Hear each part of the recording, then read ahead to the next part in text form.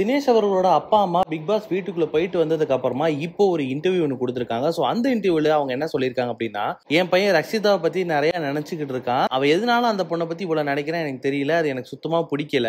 அந்த பொண்ணுக்கு இந்த விஷயம் பிடிக்கல. அவ போயிட்டா. அவளை இனிமேட்டு விட்டுற வேண்டியதான். அவங்க அப்பாவும் இப்போ உயிரோட இல்ல. அவரும் தவறிட்டாரு. இனிமேட்டு நம்ம யாருகிட்ட போய் இந்த விஷயத்த பேசுறது? இனிமேட்டு இதை ஒண்ணும் பண்ண முடியாது. அவன் இதோட இந்த விஷயத்த விட்டுறணும் அப்படின்ற மாதிரி தினேஷோட அப்பா சொல்லியிருக்காங்க. தினேஷோட அம்மா கண்ணுல கண்ணீரோட என்ன சொல்றாங்க அப்படின்னா, ஒரு பொண்ணோட வாழ்க்கை இது.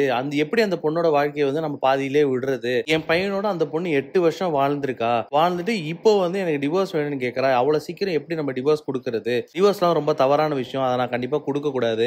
ஆனால் இப்போ வேற வழியே இல்ல. அவளுக்கு டிவோர்ஸ் கொடுத்துதான் ஆகணும். அவளோட லைஃப் இதனால போகுதேன்னு எனக்கு ரொம்ப கவலையா இருக்கு. ஆனா அந்த பொண்ணு அதுக்கு ஒத்து வர மாட்டேங்கிறா. என்னதான் பிரச்சனையா இருந்தாலும் அதை பேசி தீர்த்துக்கலாம். பட் அவங்க 2 பேரும் வந்து அதை இது பண்ண மாட்டேங்கிறாங்க. நாங்களும் நிறைய போய் பேசணும். முதல்ல இந்த கல்யாணத்துக்கு வந்து நாங்க சம்மதிக்கவே கிடையாது. ரக்ஷிதா தான் எங்கள்கிட்ட வந்து பேசி எங்களை கன்வின்ஸ் பண்ணி அதுக்கப்புறமா ரொம்ப கிராண்டா இந்த கல்யாணம் பண்ணி 8 வருஷம் அவங்க 2 பேரும் ஒன்னா சேர்ந்து வாழ்ந்தாங்க. பட் இப்போ வந்து அவங்க டிவோர்ஸ் கேட்கறது வந்து எனக்கு எந்த விதத்துலயும் தெரியல.